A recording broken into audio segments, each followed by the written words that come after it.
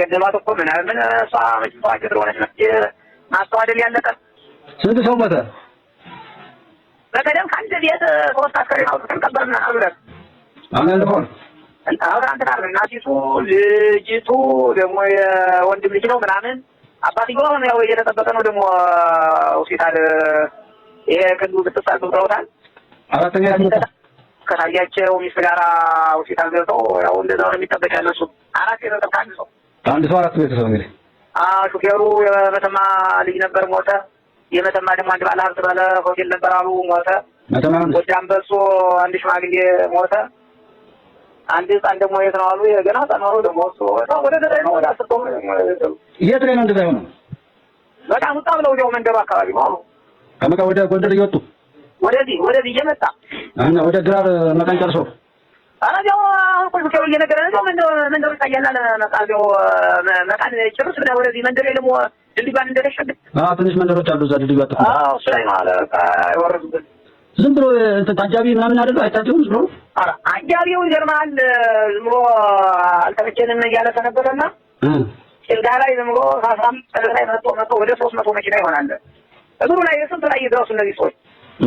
ሁሉ ህዝብ ሲያብድ መከላከያ ብቻውን ምን ያህል ጊዜ እኮ ነው? ምን አይነት እንትን እንደሆነ አልገባኝም። እና ቆርጣ በቃ ልክ ሀገራችን አፍን የምንለው የለም ተለግማን ለይቶ የሚወስደው ልክ እንደዛ ስራ ነው የሚያደርጉት ያለ ዝም ብሎ ዛሬ ገደሉ ነው እንጂ እኮ ጊዜ እኮ ነው እንደዚህ በመሀል ቆርጠው እያገፉ ይመስሉ ሰው ያግታሉ፣ ገንዘብ ይዘርፋሉ ምናምን ብለውኛል። አንደኛ መከላከያ በእግሩ ስለሚሄድ መኪናው ቀስ ብሎ ስለሚሄድ እንደዛ ብለው ነበር። ይሄ ግን ዝም ብሎ ተኩስ ነው ሩምታ ነው የተኮስባቸው። ይሄ ግን ዝም አልቆምለት ሲል ሩምታ አደረገና ጭርስ አደረጋቸው።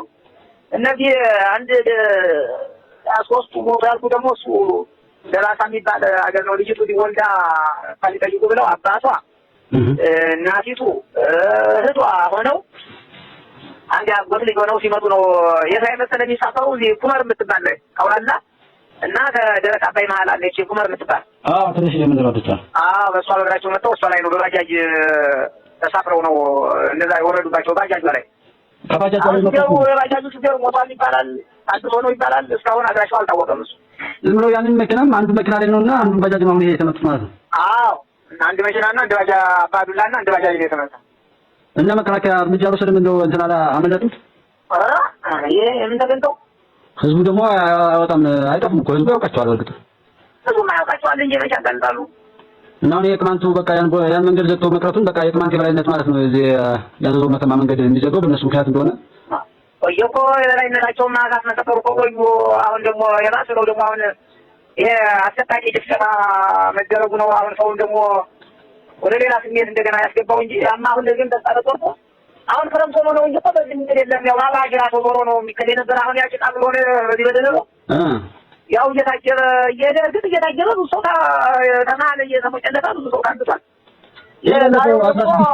የከፋውን በቃ ዝለ ሩምታ 16 ሹፌሮች እንደዛ የተጨፈጨፉት እዛው ነው በቃ ላይ ዛማ ከተማው ወደ 50 ወደ 3 ነው ምናምን መከላከያ ፌደራል እንደዚህ ወደ 70 ምናምን ሰው አንድ የተመጡ ገና ከተማው በጣም አሉ። ይገርም ነው።